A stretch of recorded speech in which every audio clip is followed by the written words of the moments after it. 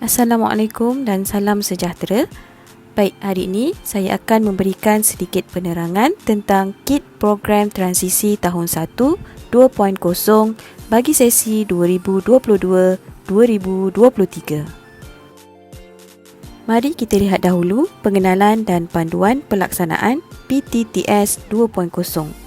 PTTS 2.0 itu ialah Program Transisi Tahun 1 2.0.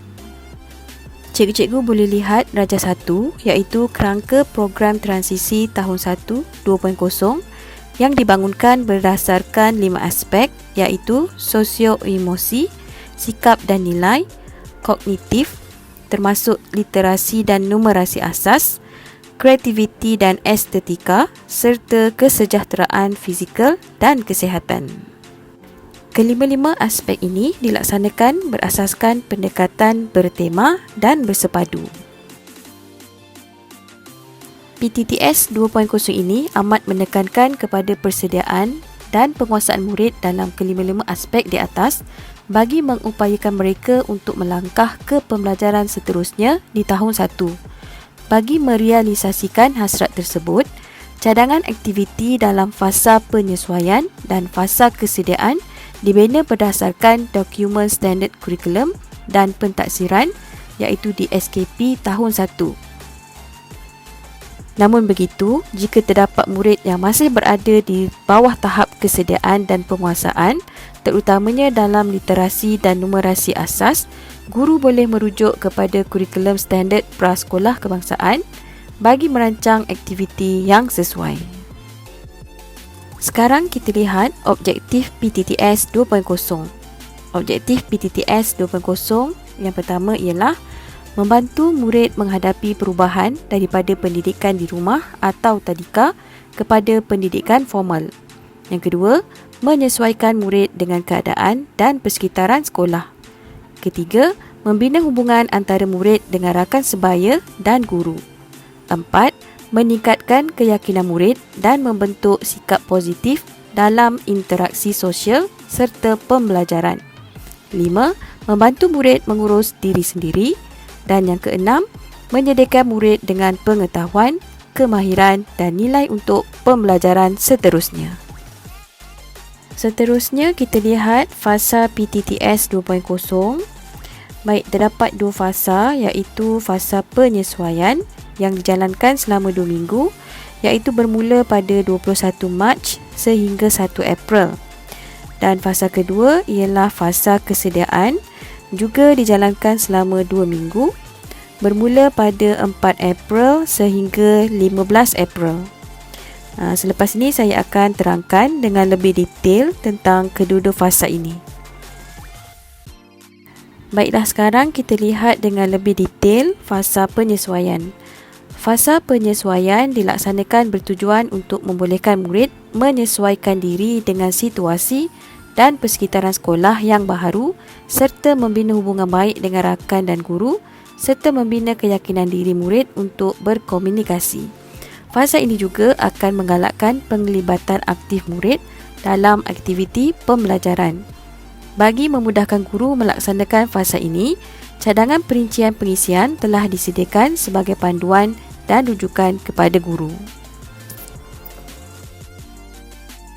Pelaksanaan fasa penyesuaian ini adalah seperti berikut. Yang pertama, dilaksanakan selama 2 minggu mengikut peruntukan waktu sehari yang telah ditetapkan. 2. Pengisian dan peruntukan waktu aktiviti harian dalam fasa ini berdasarkan peruntukan waktu sehari seperti dalam jadual 1. 3.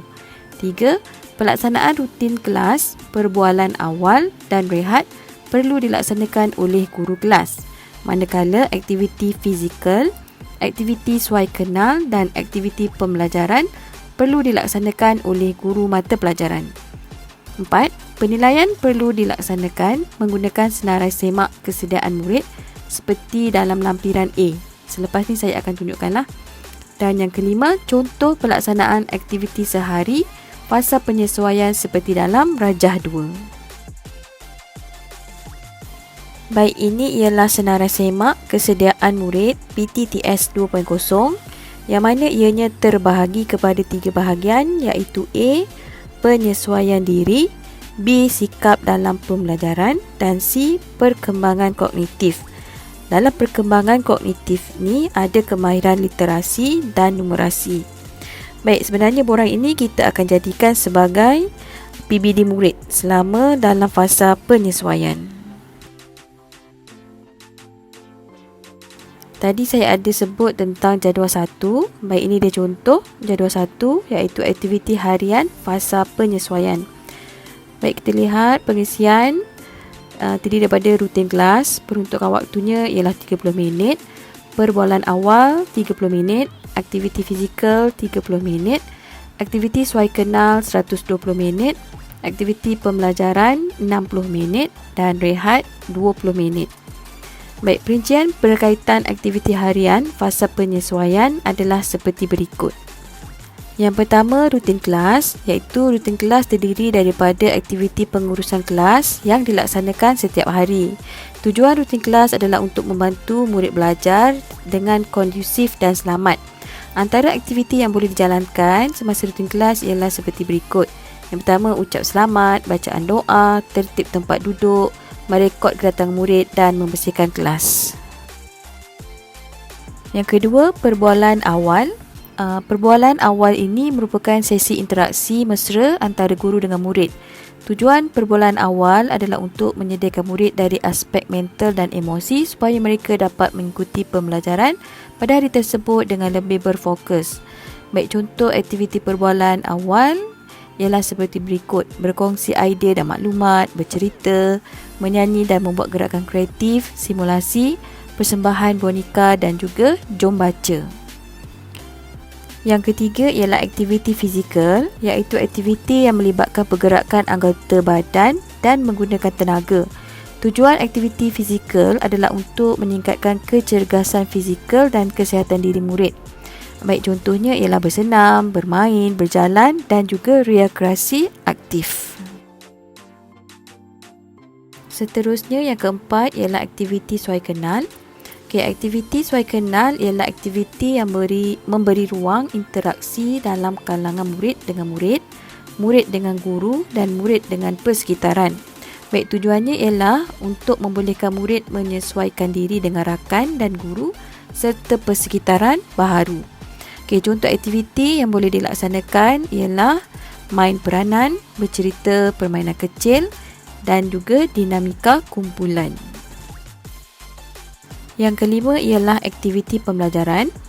Aktiviti pembelajaran memberi peluang kepada guru untuk memilih strategi yang sesuai bagi melibatkan murid dalam PDP yang menarik dan menyeronokkan. Aktiviti pembelajaran juga merangkumi literasi dan numerasi asas.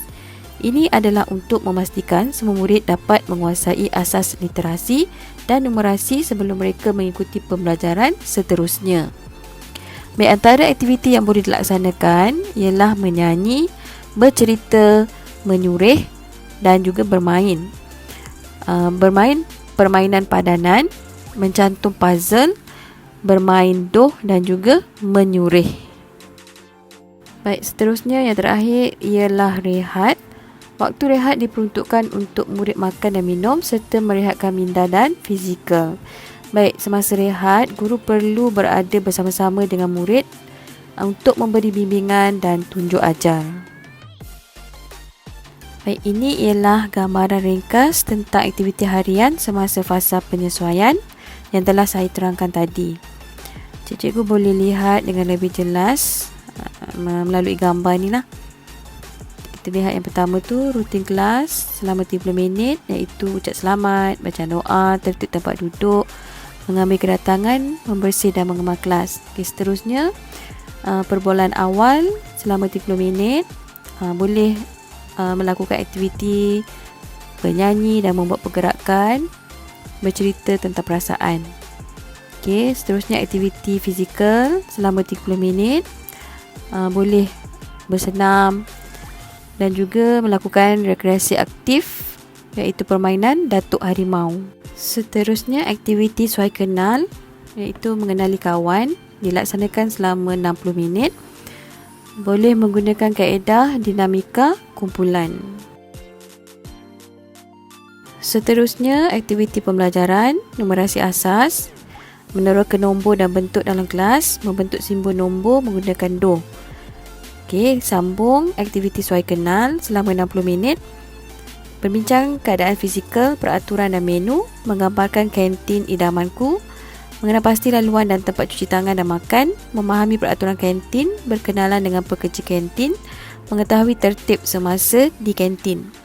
Kemudian sambung lagi aktiviti pembelajaran iaitu literasi asas, menyanyi lagu huruf, menyurih abjad. Okey, ini selama 30 minit.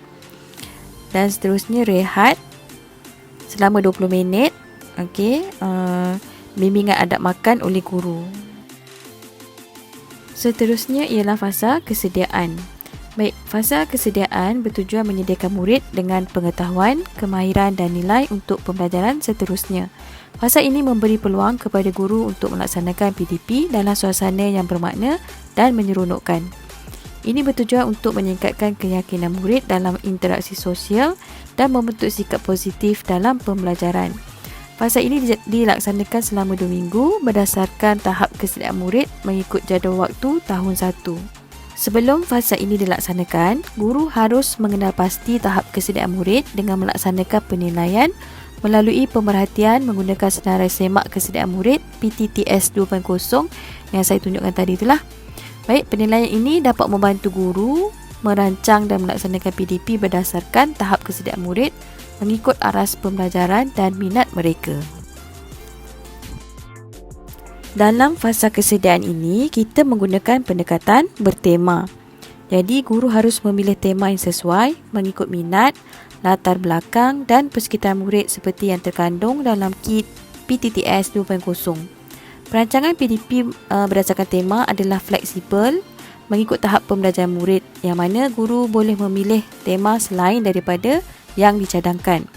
Contoh pengajaran disediakan sebagai panduan dalam merancang aktiviti semasa fasa ini. Guru perlu melaksanakan pelbagai kaedah PBD menggunakan item dalam senarai semak kesediaan murid sekiranya murid belum menguasai pengetahuan, kemahiran dan nilai yang digariskan. Berikut adalah contoh tema yang disarankan. Baik, ada 10 tema semuanya. Yang pertama, diri saya. Kedua, dunia di sekeliling saya. Ketiga, ekonomi dan keuangan. 4, masyarakat. 5, alam sekitar. 6, keselamatan. 7, sains dan teknologi. 8, kesenian dan kebudayaan. 9, sukan dan permainan. Dan 10, kesihatan. Baik, guru digalakkan merancang pengajaran berdasarkan keperluan dan minat murid serta kreativiti guru. Ini ialah contoh aktiviti pengajaran bagi mata pelajaran Bahasa Melayu mengikut tema kesihatan. Guru boleh mengubah suai aktiviti mengikut tahap murid. Baik, sekian saja penerangan daripada saya. Terima kasih.